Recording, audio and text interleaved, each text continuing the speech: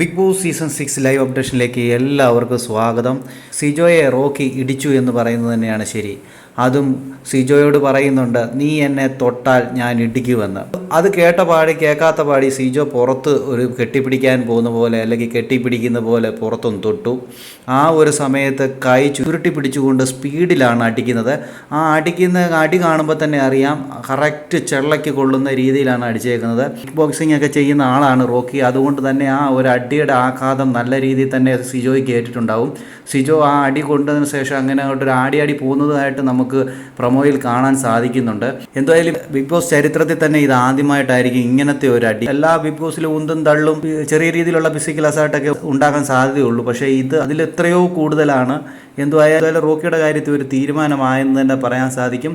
എന്തായാലും ഇനിയും വരും നിമിഷങ്ങളിൽ ഇനി എന്തൊക്കെയാണ് സംഭവിക്കാൻ പോകുന്നത് നമുക്ക് കാത്തിരുന്ന് തന്നെ കാണാം.